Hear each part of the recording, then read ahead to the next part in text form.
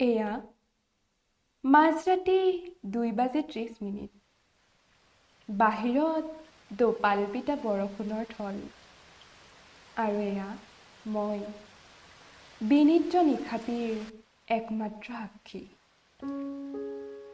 মনত পৰিছে আপোনালৈ, আপোনাৰ উপস্থিতিলৈ। সিদিনাৰেইটো কথা। বেলতলাৰ কোনো এটা সন্ধিয়াত মোৰ প্ৰিয় ম'ম' প্লেটখন লৈ আপোনাৰ লগত হোৱা প্ৰথম সাক্ষাৎ।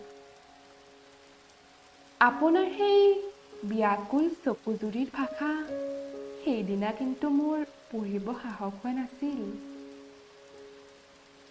আপোনাৰ পিন্ধনত আছিল এটি হালধীয়া বুলীয়া হুডি। আচৰিত, মোৰো পিন্ধনত আছিল সেইদিনা হালধীয়াৰ পৰশ। সেইদিনা বিদায় লোৱা পৰত কিবা যেন অনুভৱ কৰিছিলোঁ। হয়তো বন্ধুত্বৰ আন্তৰিকতা, নে সেয়া আছিল প্ৰেমৰ আৰম্ভণি।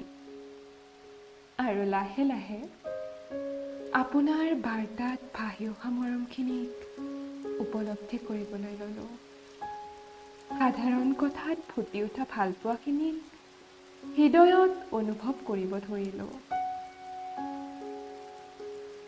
আৰু হয়তো ফাগুনৰ পচুৱাৰ কোনোবা এটা দিনত বুজি উঠিছিলোঁ, হয়, আপোনাক মই ভাল পাই পেলাইছিলোঁ।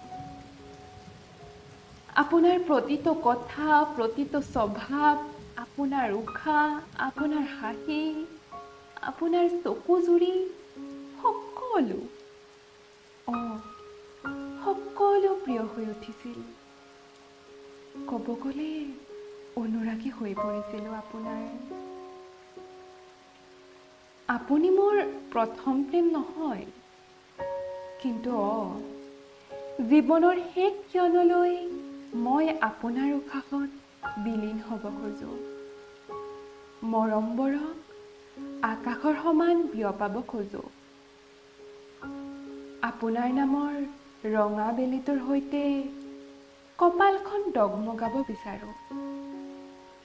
কাৰণ মই আপোনাক বহুত ভাল পাওঁ।